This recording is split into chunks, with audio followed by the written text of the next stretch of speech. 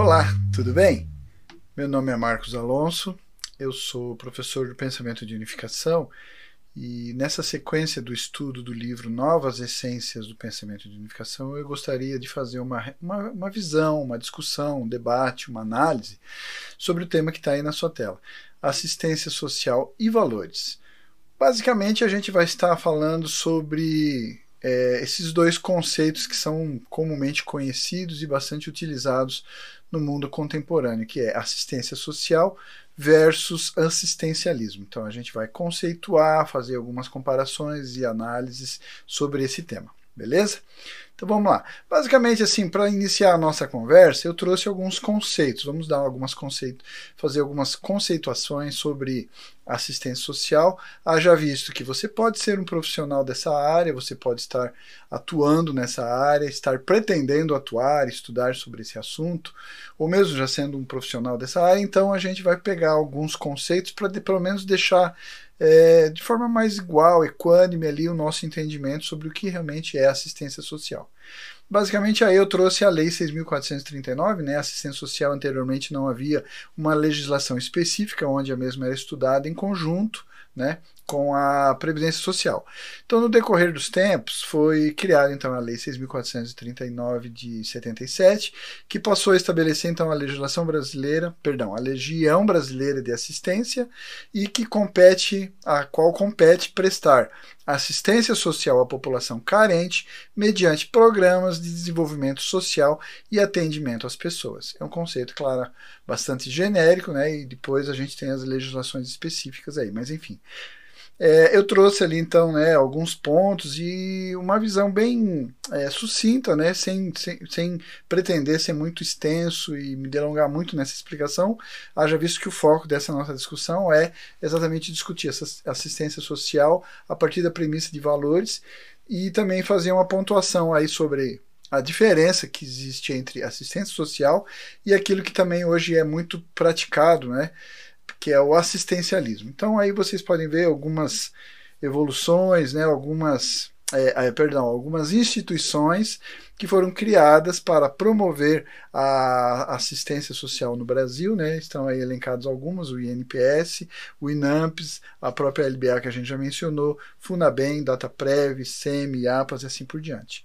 Então aí é só uma visãozinha de todos os órgãos, ou pelo menos alguns, né, dos órgãos, instituições criados a partir do estabelecimento da Lei 6.439 para a promoção da assistência social, ou seja, o atendimento à população carente, mediante esses programas de desenvolvimento social e atendimento às pessoas, ali específico cada uma dessas instituições elencadas. Eu também trouxe aí para a gente fazer uma reflexão o juramento, né, do assistente social, ali no momento da colação de grau, quando todos estão se formando, concluindo o curso, né, quem já se formou, quem já fez esse curso, quem já é profissional da área, certamente jurou. Eu acho interessante trazer o juramento para a gente fazer também trazer mais alguns insumos para a nossa discussão, né, a título de podermos realmente conceituar, definir claramente o que é ou o que promove, o que pretende, né, a assistência social. Então, basicamente, no juramento ali, diz assim, ó, juro no exercício da minha profissão ter compromisso ético e profissional com a sociedade para ampliação e fortalecimento da cidadania. Contribuir para a defesa e garantia dos direitos sociais, buscar a emancipação dos cidadãos, a eliminação de todas as formas de preconceito, incentivar a discussão ampliada das diferenças e da diversidade, e lutar pela construção de uma nova ordem societária mais justa e igualitária. Assim eu juro.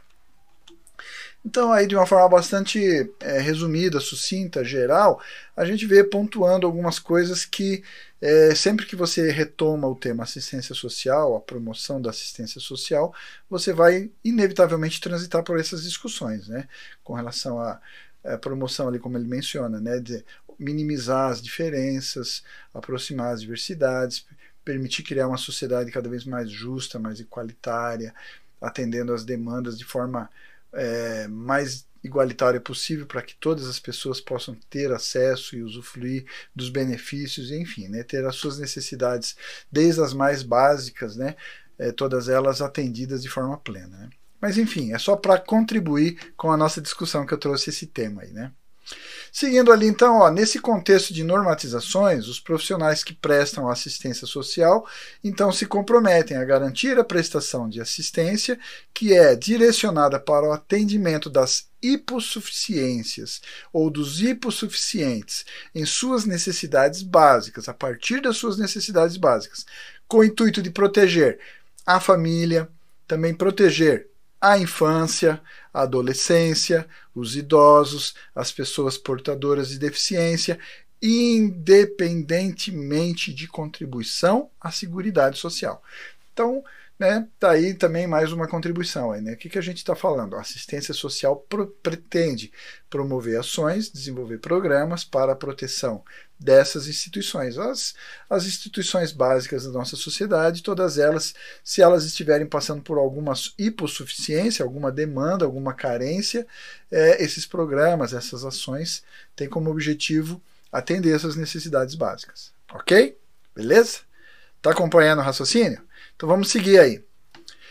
A grande ambivalência, a grande discussão, a grande polêmica hoje é a gente conseguir realmente perceber aonde está o ponto limítrofe, onde está a ação propriamente daquilo que a gente, de uma forma bastante sucinta até agora, veio elencando aí, né, o papel da assistência social, e aonde a gente está transitando, já passando para o lado do assistencialismo. Aí você pode estar se perguntando, tá, mas quais seriam as diferenças? Aonde está realmente as características que vão permitir que a gente consiga distinguir aonde está a ação propriamente da assistência social, como elencada na lei, como estão ali também nos regimentos de fundação de cada um daqueles órgãos e instituições que a gente já citou ali anteriormente, na própria organização da ação de um profissional da assistência social, né? Onde que estão os elementos que seriam distintos, que fariam essa caracterização como assistencialismo, né? Vamos a elas, então? Partindo do conceito de assistencialismo, o que a gente tem? Então, fui buscar lá no dicionário, busquei no Aurélio, e aí eu trouxe aí para a gente compartilhar. Doutrina, sistema ou prática individual ou grupal, estatal, social, enfim, né? Que preconiza ou organiza e presta assistência a membros carentes e necessitados de uma comunidade, seja nacional ou mesmo uma comunidade internacional, em detrimento de uma política que os tire da condição de carentes e necessitados. É bastante interessante, né? Porque, como a gente viu aí a conceituação sobre assistência social, talvez possa ter ficado um pouco superficial quando a gente fala promover o atendimento das hipossuficiências, ok? Promover a proteção de todas daqueles segmentos da sociedade quando em carência, né? Como nós falamos, famílias, as crianças, os adolescentes, os idosos, deficientes e assim por diante. Mas não está muito claro se é a solução permanente ou são ações puramente momentâneas, temporárias, em detrimento de alguma situação pontual e temporal.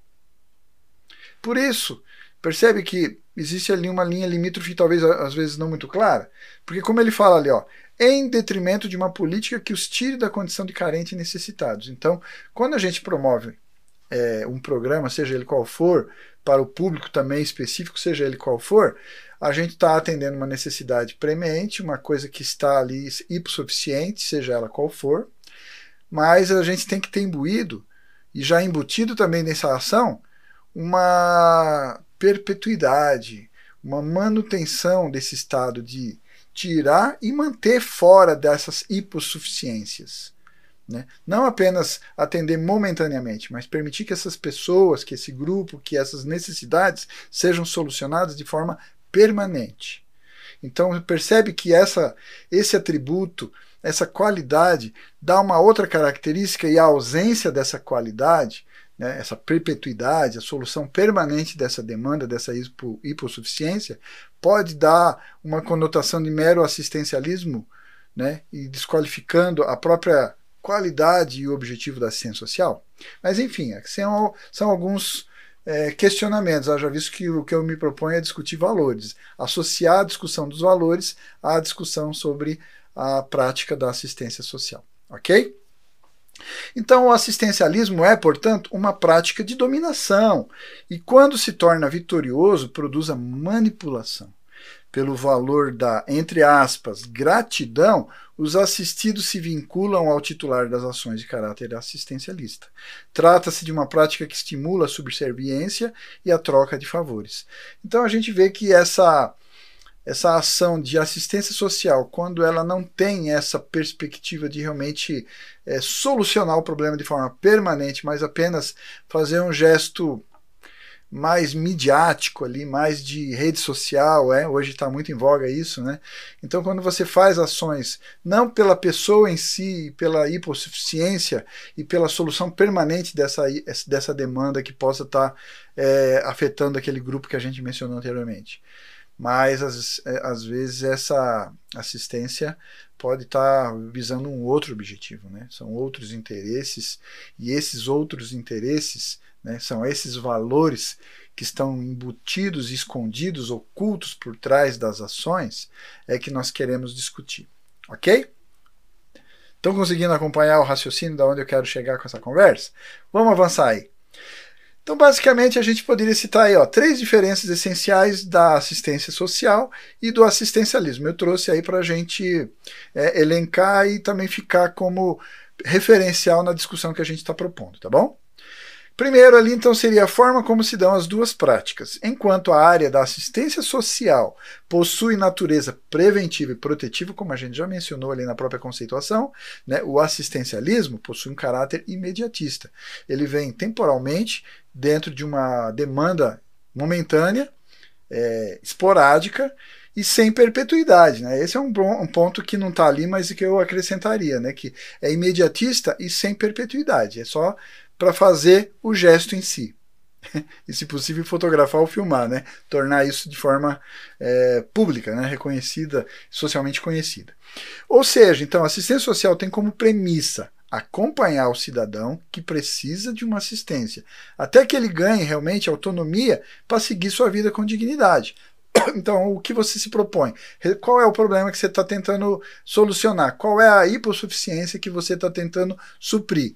Vai fazer isso de forma momentânea? Não, a assistência social quer resolver um momento de carência, né, que aquele grupo, que aquela pessoa, que aquela comunidade possa estar passando, mas também permitir que ela possa, com a maior brevidade possível, conseguir caminhar novamente, né, pelas suas próprias pernas, como a gente poderia usar, né, essa expressão coloquial aí. Então, pelas suas próprias pernas, com autonomia, com dignidade, como o próprio texto enaltece, né.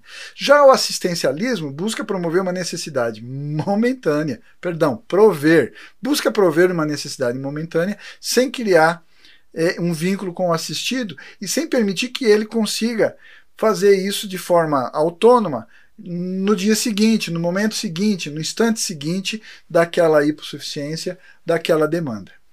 Beleza? O segundo ponto que ele menciona ali é o seguinte: os impactos referentes a cada uma das modalidades assistenciais. O impacto da assistência social é mais duradouro, como eu já venho mencionando, né? Já dei essa ênfase aí, falando sobre perpetuidade, né? A manutenção, a própria supressão dessa hipossuficiência, dessa carência, e a possibilidade, né, o provimento de manutenção autônoma e digna daquela pessoa, daquele grupo, suprindo-se, né, com autonomia, sem demandar sempre a assistência de um ente externo, né? E enquanto que o impacto do assistencialismo, em que o problema é resolvido de forma temporária, ou seja, você supriu nesse momento. Isso não vai garantir de forma alguma que amanhã, que no instante seguinte, ou que no momento seguinte, essa carência permaneça, essa hipossuficiência permaneça, mas o seu gesto foi feito, ele foi registrado, ele foi divulgado e assim por diante, né?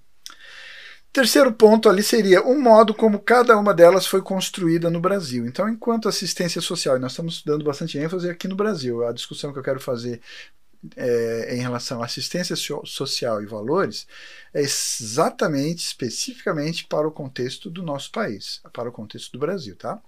Então, enquanto assistência social é uma política pública regulamentada, como eu já mencionei, tem legislação, existem vários órgãos e instituições que foram criadas com programas específicos ou direcionados para públicos específicos, né? a gente mencionou alguns ali numa tela anterior. O assistencialismo, por outro lado, representa uma forma de ajuda mais imediata, que por vezes é visto como um viés negativo por parte da sociedade, né? E apesar de ser visto com um viés negativo, porque os objetivos a gente sempre sabe que são também midiáticos, são imediatistas, são relacionados a muitas vezes a promoção, a divulgação de um grupo, né? E não propriamente a solução daquele problema, mas a realização de um gesto, né? Para dar publicidade gratuita a uma ação, a um grupo, a uma pessoa, a um partido, enfim, a uma denominação religiosa, etc, etc, etc. Então, basicamente, no Brasil a gente percebe essa característica, né, de que as ações mais imediatistas e midiáticas, né, elas são realmente voltadas mais para a própria promoção e divulgação daquele grupo, daquela pessoa, daquela situação, daquela linha de pensamento, daquela filosofia, daquela religião, etc, etc, etc. Ok? Seguindo aí então. Então a reflexão e a pesquisa em torno desta temática, que envolve práticas e comportamentos paradoxais, levam a conclusões também contraditórias. É incrível o que a gente vai falar aqui agora, mas olha só. A maior delas consiste na observância de que a solidariedade, principalmente sob a vestimenta de caridade, existe porque existe a ausência de solidariedade. É paradoxal. Ficou confuso, né? Eu tirei esse paradoxo óbvio aí da contradição do comportamento humano. Aí eu trouxe a referência, né? Tá ali as práticas assistencialistas e a institucionalização da cultura do benefício da Maria Florice Raposo Pereira, lá da Universidade Federal do Ceará. Então é interessante, porque quando a gente fala do assistencialismo e essas caracterizações que a gente fez até agora, principalmente com relação ao objetivo, né, quando a gente falou ali sobre a ação propriamente, não para solucionar aquela hipossuficiência, não para atender aquela carência de fato, mas sim para promover, para divulgar determinada pessoa, grupo, etc, etc, como eu já mencionei, né?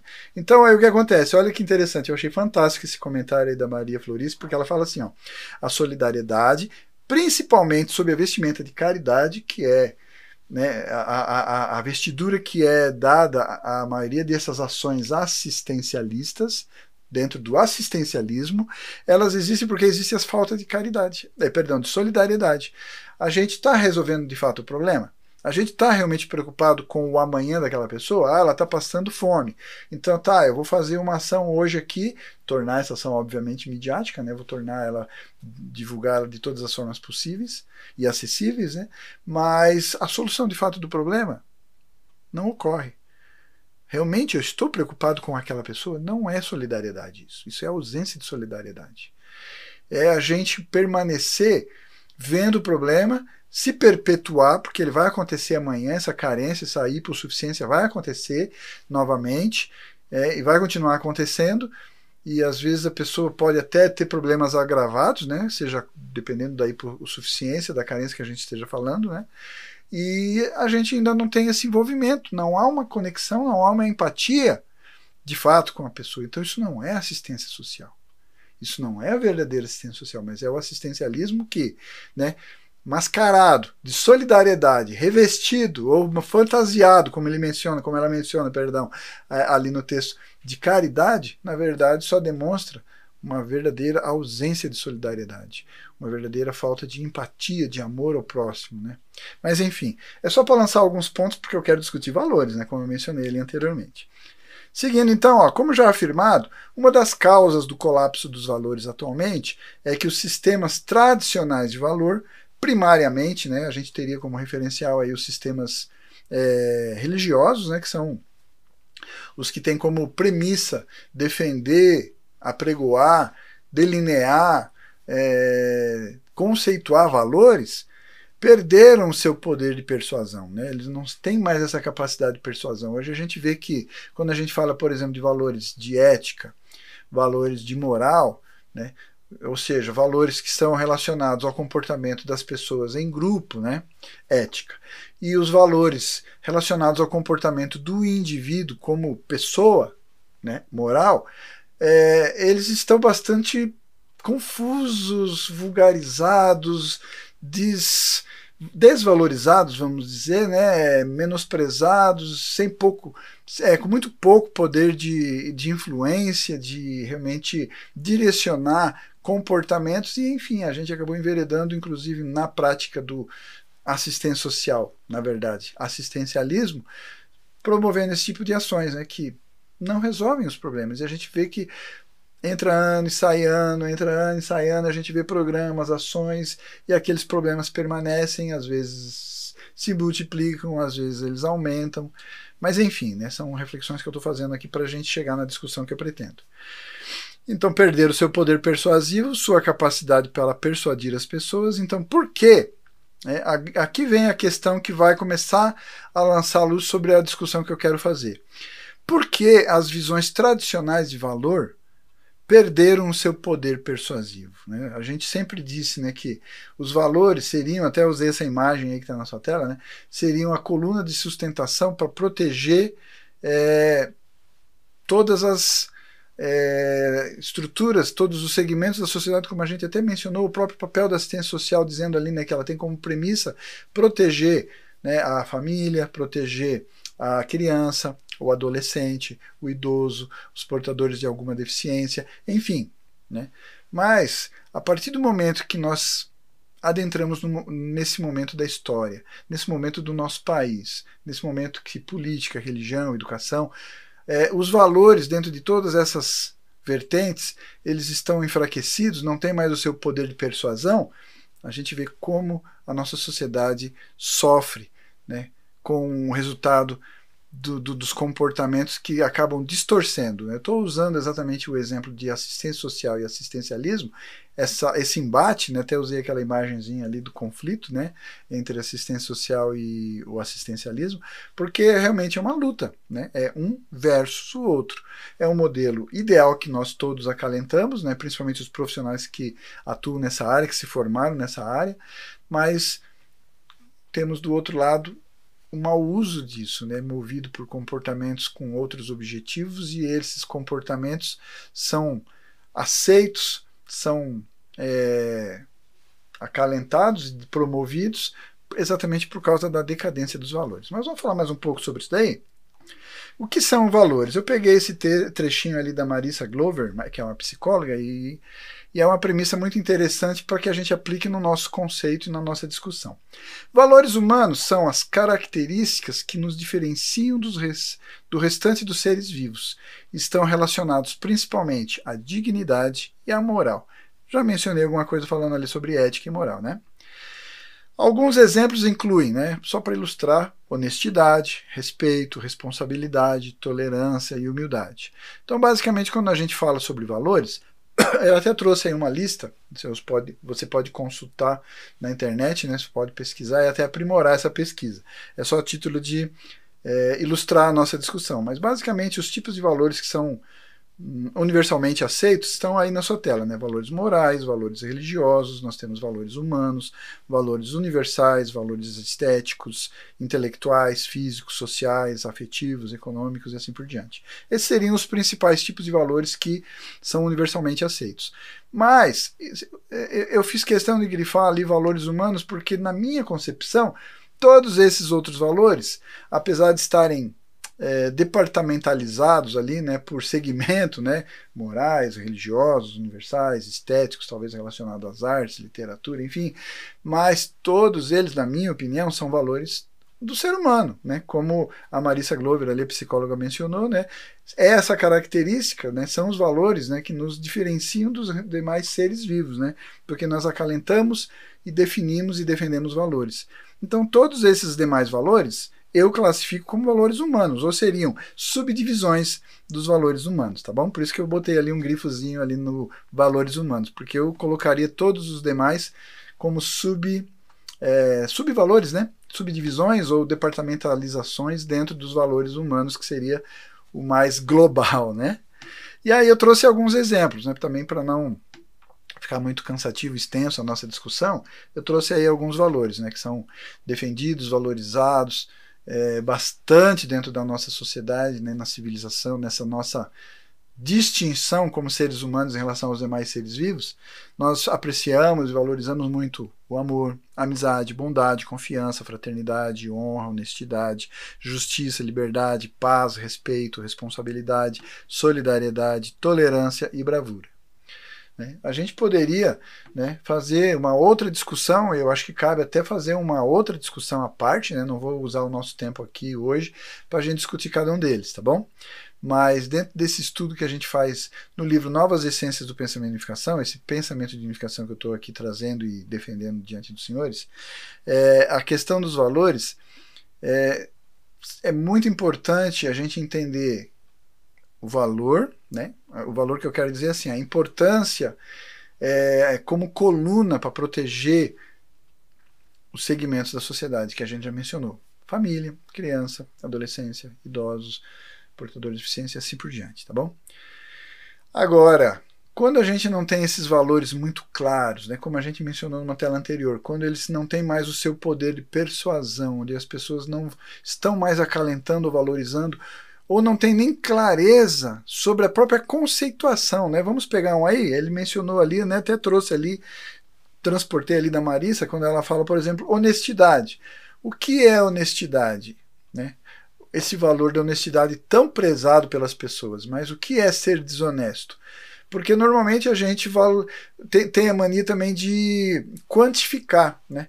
Quando a desonestidade, né, a falta desse valor é muito grande, a gente abomina, a gente condena, a gente rejeita. Mas quando entendeu? O brasileiro gosta de dar um jeitinho, então não ele já não diria nem que seria uma desonestidade, é uma esperteza, uma malandragem, né, aquele jeitinho brasileiro, é desonestidade, honestidade é honestidade, seja com 50 centavos, seja com 1 milhão, né? Só para a gente... para vocês entenderem o que eu quero dizer quando eu falo em quantificar esses valores. Eu peguei o exemplo da honestidade, a gente poderia fazer qualquer outra reflexão sobre isso, sobre os outros valores. Então, essa exemplificação que eu estou dando é exatamente para mostrar que a falta de um conceito muito claro sobre esses valores, sobre a importância desses valores, e a própria conceituação mesmo desses valores, o que é honestidade? O que é honestidade, talvez para mim pode ser diferente para você, pode ser diferente para um outro grupo de pessoas. E essa diferenciação, essa confusão no nosso sistema de valores da nossa sociedade atual é que nos faz ter esse conflito entre assistência social, todo aquele ideal bonito que a gente mencionou bastante sucintamente, peço perdão para os senhores, né, porque é uma matéria tão importante, mas é que o objetivo dessa discussão não é fazer a conceituação, né, mas sim a discussão propriamente. Então também não vou fazer esse mesmo aprimoramento com relação aos valores, mas a confusão no sistema de valores que a gente tem no mundo atual é que nos faz nos depararmos, né, com essa luta, esse conflito, esse antagonismo que existe entre o ideal da assistência social e essa prática distorcida que é o assistencialismo, né? Vamos seguir então nessa discussão. Uma das causas do colapso dos valores atualmente é que os sistemas tradicionais de valor perderam seu poder persuasivo, como eu já mencionei, né? E a sua capacidade para persuadir as pessoas. Por que as visões tradicionais de valor perderam seu poder persuasivo? Essa pergunta ainda ficou no ar. Percebeu que ela ficou no ar? Não está respondida. Vamos pensar um pouco aqui então agora. Causas da confusão e deficiências no sistema tradicional de valores. Quais seriam essas causas? O que você acha que pode estar causando essa confusão, essa perda de uma definição clara, ou mesmo uma distinção entre um conceito que eu possa vir a ter e que você possa vir a ter sobre, por exemplo, como eu mencionei no exemplo anterior, honestidade, ou qualquer outro daqueles valores, tá bom? Por que a gente tem essa confusão e uma deficiência de clareza sobre esse sistema tradicional de valores? Basicamente, eu trouxe alguns aqui e você pode discordar, você pode ter também mais alguns aí. Foi os que eu pensei aqui com os meus botões, tá bom? Primeiro é materialismo. Hoje a gente vive numa sociedade exacerbadamente materialista, né? Apesar de nós vivermos um sistema capitalista, né, a gente não é um sistema socialista, é um sistema comunista, vivemos um sistema capitalista, onde você vive numa sociedade onde você vai buscar ter, você pode trabalhar e adquirir aquilo que você quiser para o seu bem-estar, para o seu conforto, para a sua satisfação, atendendo às suas necessidades. Mas hoje nós temos um apego exacerbado, o materialismo ele está tão disseminado no nosso subconsciente, na nossa prática cotidiana, que imperceptivelmente a gente está mais apegado ao ter do que ao ser. As pessoas hoje elas são valorizadas pelo que elas têm e não pelo que elas são.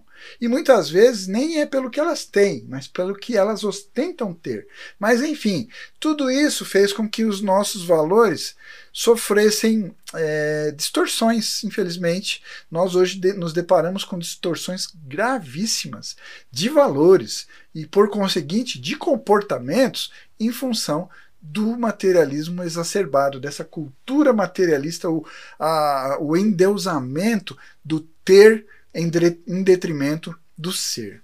Ok? Mas aí fica também as suas reflexões. Né? Eu trouxe aqui só para nos dar referenciais e paradigmas para a nossa discussão. Outro ponto que eu trouxe é o egoísmo.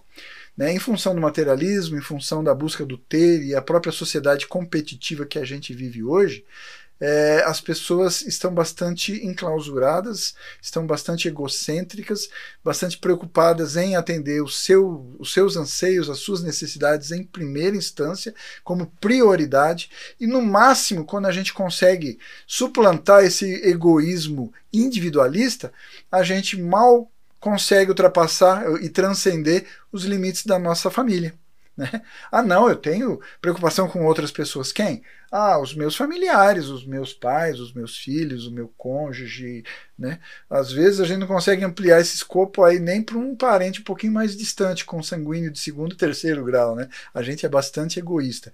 E esse é outro problema que também vai manchando, maculando, distorcendo, amortecendo e anestesiando a consciência e criando esta confusão que eu estou trazendo aí, essa deficiência no sistema de valores humanos, tá bom?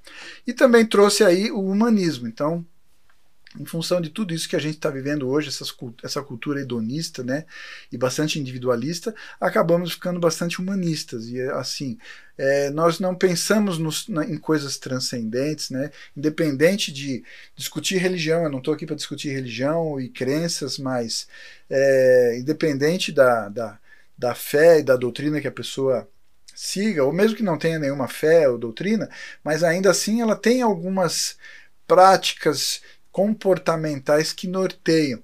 Mas hoje, o ser humano, o humanismo, ele está tão endeusado dentro de todo esse conjunto que, mesmo tendo ou não tendo uma crença, valores espirituais, religiosos, a pessoa acaba realmente tendo essa degradação, né? Vamos usar essa palavra, degradação do seu próprio conjunto de valores, sejam eles éticos e morais, como eu já mencionei, né? Para o convívio humano e para as próprias práticas individuais. Né?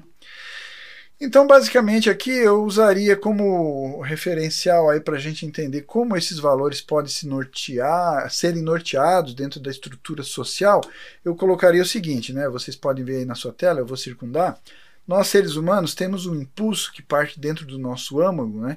E esse impulso, ele é um impulso que a gente define como um desejo de fazer coisas através das quais a gente quer ser feliz, né? Isso, se vocês forem, por exemplo, estudar dentro da pirâmide de Maslow, né, onde ele faz ali aquela classificação dentro da pirâmide, botando todos os tipos de necessidades humanas, desde as mais básicas, como, por exemplo, alimentação, proteção, vestuário, até aquelas que são mais assim emocionais, né, como, por exemplo, satisfação, felicidade. Aí poderíamos colocar dentro desse rol aí de necessidades, sei lá, tirar férias, ter momentos de lazer, né, enfim, comer uma comida gostosa, enfim. Né? Não basta se alimentar, que é a base da pirâmide, mas você quer ter uma experiência. Né? Então, basicamente, todos os seres humanos, nós seres humanos, temos um impulso de buscar fazer coisas através das quais a gente quer ser feliz. Por isso criamos um sistema de valores. O sistema de valores é para que a gente possa tangibilizar essas boas experiências que o ser humano busca. E, basicamente, nós temos 3 faculdades dentro da nossa mente que vão direcionar esses impulsos, né? Que estão ali a partir do nosso âmago, buscando fazer coisas através das quais a gente vai ser feliz. Basicamente, a gente tem o intelecto, né? Como está aí na sua tela. O intelecto, ele busca A verdade, e a verdade está estruturada na... Eu botei aí 3 triângulos concêntricos mostrando, primeiro, né, as faculdades ali da mente humana, os valores, né, centrais, os valores principais que cada uma dessas faculdades busca e como isso se reflete na nossa sociedade. Você já vai entendendo, eu vou chegar com essa conversa.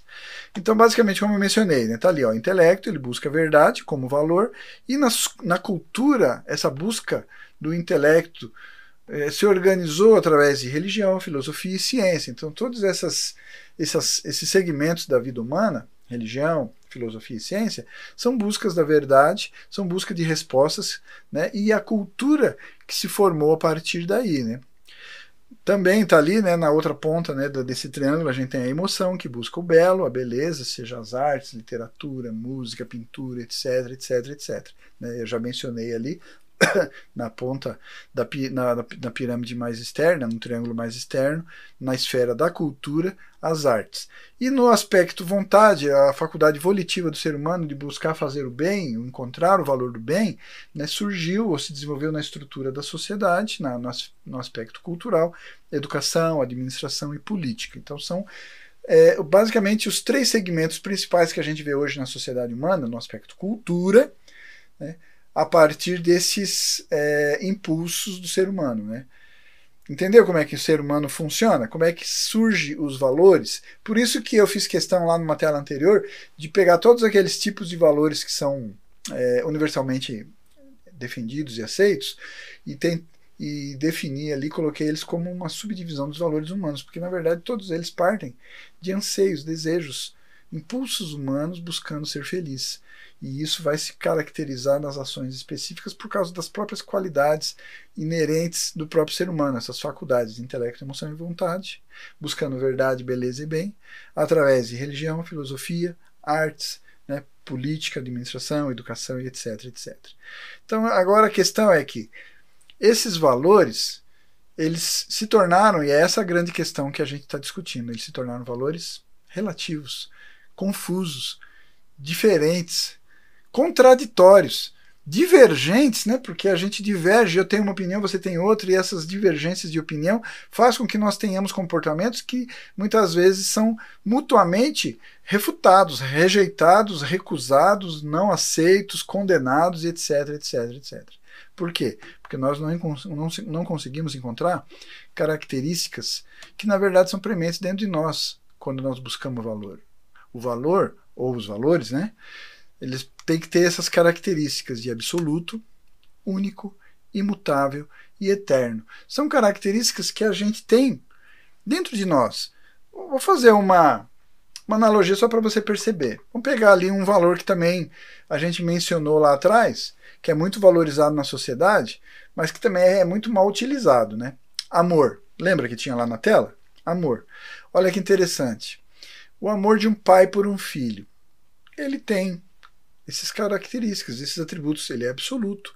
Ele, não, porque muda, porque o filho fez coisa errada e o pai brigou. Não, ele brigou porque é o papel do pai, porque ele ama, porque se ele não amasse, ele não brigava. Quando o filho faz uma coisa certa, ele valoriza, incentiva, elogia. Porque agora ele ama mais? Não, ele continua amando tanto quanto ele amava quando ele brigou, repreendeu, puxou a orelha e deu bronca. Porque o amor não oscila com as circunstâncias do cotidiano. Ele é a profundeza do oceano, né? Enquanto a superfície pode oscilar conforme muda o clima lá em cima, o amor ele é absoluto, ele é único, não muda.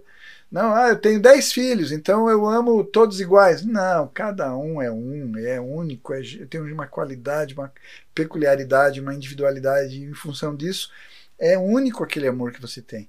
É imutável, ele não vai oscilar de forma alguma, não tem condição que permita que esse amor de um pai por um filho, de uma mãe por um filho, obviamente, né, faça aí as analogias, obviamente, mas ele é imutável, não há circunstância, condição que faça com que ele mude. Não, agora ele sofreu um acidente e perdeu uma perna, então aí aquela perna perdeu, ficou um pouquinho menor. É uma brincadeira que eu estou fazendo, obviamente, né? Só para ilustrar. E eterno, porque por mais que você não esteja mais com aquela pessoa, mesmo que, por exemplo, um familiar seu idoso que acabou falecendo, você deixou de amar porque essa pessoa morreu? Então percebe que essa analogia que eu estou fazendo se aplica a todos os valores, ou pelo menos deveriam se aplicar, sendo que essas qualidades estão dentro de nós. Por que a gente não consegue achar um ponto de convergência?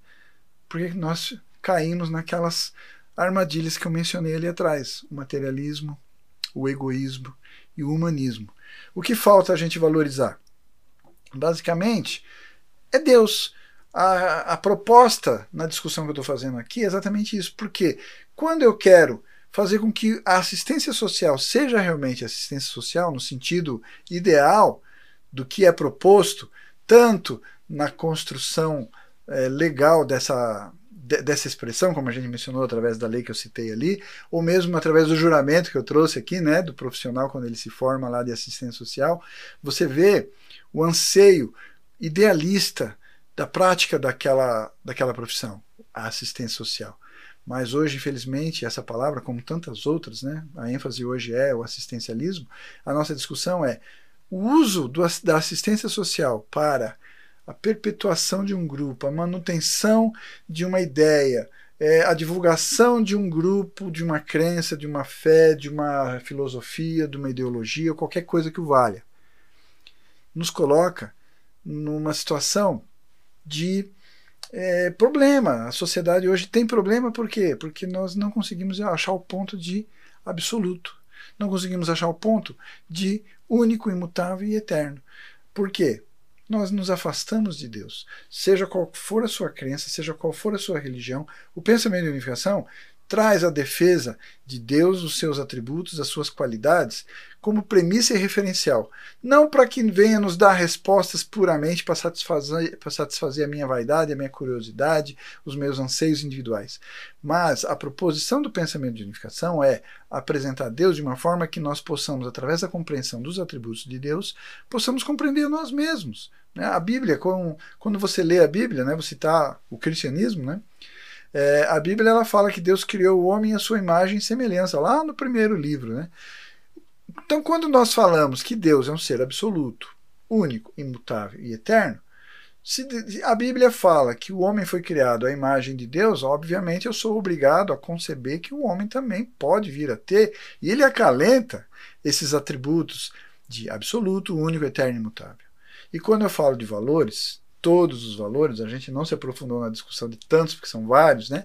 Mas a questão é, como eu posso chegar a valores que sejam mais socialmente aceitos, que eles permitam que nós falemos o mesmo idioma, que a gente não viva uma torre de Babel sobre esses valores, aonde eu falo uma coisa, você fala outra, onde eu entendo de um jeito, você entende de outro, aonde a gente traz um ideal maravilhoso, que é o que a gente está falando sobre assistência social, mas a gente olha as práticas hoje, a gente vê tanta malandragem, tanto jeitinho, tanto uso de coisas que realmente são carências, são realmente demandas e que a pessoa realmente precisa daquilo.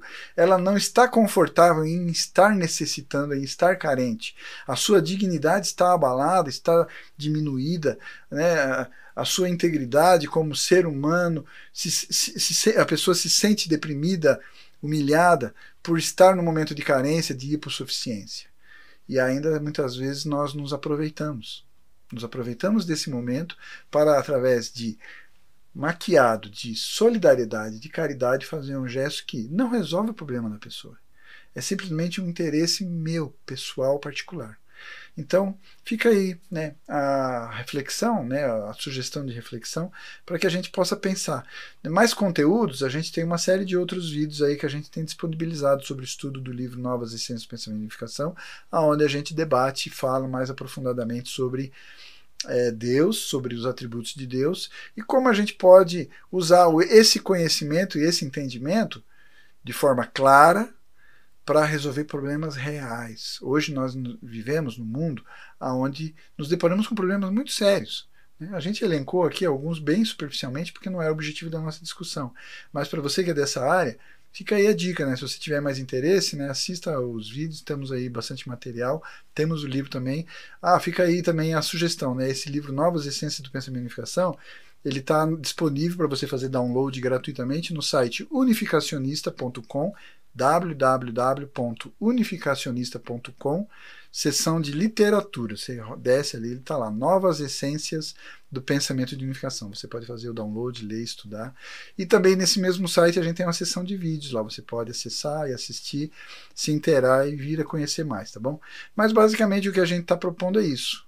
Apresentando Deus como uma solução, uma alternativa de entender esses valores, torná-los, né, comuns entre nós, né, podermos construir então uma sociedade onde a gente tenha existência mútua, prosperidade mútua e uma ética mútua. Beleza? Obrigado então, tudo de bom, até o próximo vídeo então. Tchau, tchau.